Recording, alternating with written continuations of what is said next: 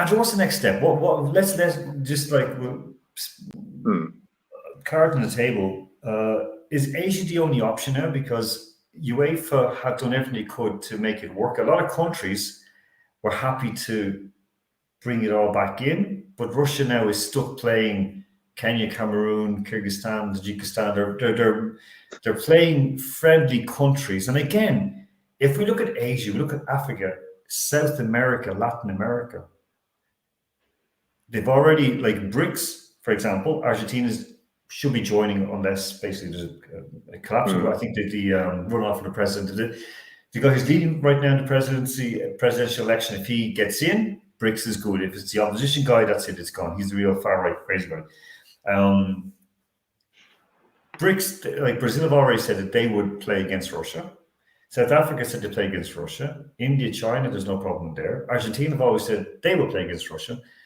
So is it high time that Russia and the Russian authorities and the Russian Football Federation, most important of all, who are going to have some big changes coming up with them now very, very soon, just in terms of elections and posts and so on, should they pull their necks in and say, listen, we need to go to Asia because UEFA is done? Because if we talk about Israel, for example, Israel left Asia because if they play Arab teams, it's going to be, well, we see what's going on right now. Yeah. Well, in short, yes. We've had our answer. We've had the attempts, like you mentioned, of UEFA to bridge as gently as they possibly could what is an extremely sensitive, important issue, and the door's been slammed in the face within a month. I don't think any of that entire process has been a surprise. I would have been amazed if there hadn't been an almighty uproar from the countries who have objected in the first place to any participation of Russia in European sport. If they hadn't kicked up a fuss over this decision, the answer's there. If this is what the answer is to under 17s level, well, it's not going to be any different. It would be far worse, far more vociferous if it were for any level higher than that, any age group higher than that. This is something I believe the stance of these countries is going to remain for quite some time, regardless of what happens away from football with the conflict ongoing. So I think Asia is by far and away the only option left. Even if that move were to go through, I would still, of course, be absolutely stunned if that meant any involvement in world competition. But at least continental competition, in theory, if they were to join the AFC, it would be infinitely preferable to, well, I mean, the Russia under-21 side, for example. They are one of the, I would argue, probably the most exciting of Russia's age group sides, including the senior side. There's some phenomenal talents at this level. The previous round of under-21 players were just one of the best under-21 side I'd seen around. They jetted off to Brazil to play club sides. That was their latest international break. I mean, that's only sustainable for a short while, but long term, I mean, not careers will be ruined, but I mean, it's almost, what's the point in fighting your way through club levels? And we are seeing a lot of young players getting their chances in Russian top flight and second tier, unless they get some form of competition. So to answer your question, short, yes, Asia is the option, at least for now. And for who knows? I mean, if you think about it, I'm not surprised why there was a debate between should we try and stick with UEFA or move to the AFC. But then, if you really are brutally honest and look at this situation long term, would it really matter if Russia moved into the AFC long term? I mean, from the club side, it's a much more different issue, of course. If Russian clubs were to, because we were at a stage a few years ago where Russia was the 5th highest ranked league in Europe. We were getting 4 clubs in the Champions League, not performing desperately well in the Champions League, but in the Champions League. We've reported on games. We've watched Liverpool in the Krita Arena. We've watched Weston McKennie somehow score a winner in any football game.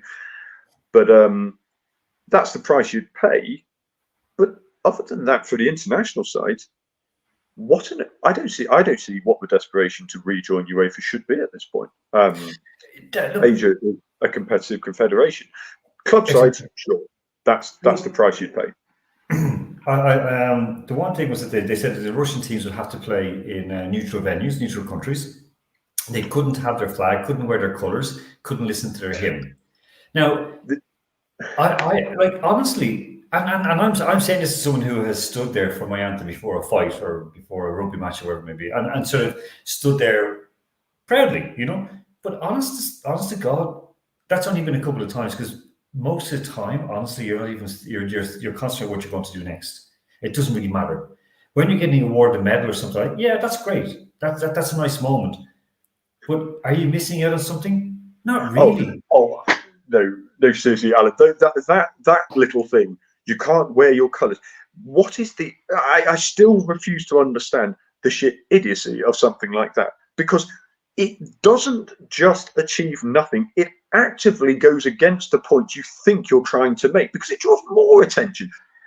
Are you trying to honestly tell me if we wear a different shirt, a different emblem is played, and a different flag, we don't know who is playing? By doing that, you are highlighting the issue, which makes it even worse. It actively makes the situation far worse. That's one of the things I think UEFA and FIFA should be criticised for, because it's a similar thing to fining somebody for racism. You're washing your hands of the issue. Oh, look, we've done something. You've not done something. You've not just done nothing. You've made it far worse. I mean, it's a simple thing. Irish rugby teams, when they play abroad, outside of the island of Ireland, they don't play the Irish anthem. Why? Oh, because we have to understand people are all together. But when we're home, then we're not all together.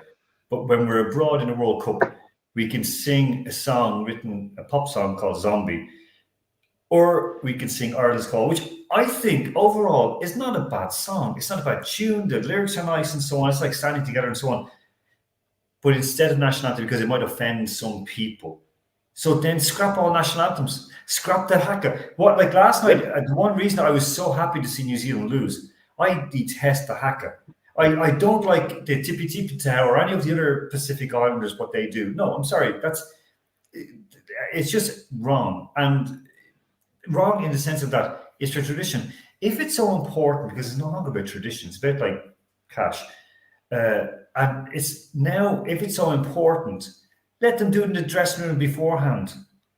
Let them put say, okay, boys, let's put the hyper doses of caffeine aside. Let's leave the syringes full of painkillers aside. Let's do the Haka. Do the Haka and piss off. Anyway, one thing that I have to just add that, not about rugby, sorry, I won't rant on that. Ilya Gerkus, friend and former colleague of mine from Lokomotiv Moscow, he put his side back. And he's not an ultra-nationalist. He loves Russia. But remember, this man from St. Petersburg, he has a very, his nationality is mixed, as in like he's different, like ethnic backgrounds from St. Petersburg. So he had people like the Russian president as well, who had direct relatives who died in the blockade and so on, which was a brutal blockade at the start of the Second World War, or when the Second World War came into Russia fully in 1941. And he said, if you turn around and have to not have your flag, not have your anthem, not have your colours, not be called your national name, is there a point in going in? Are those the people that we want to be with? And that was said by Vladimir Zhirinovsky, the late Vladimir Zhirinovsky's son.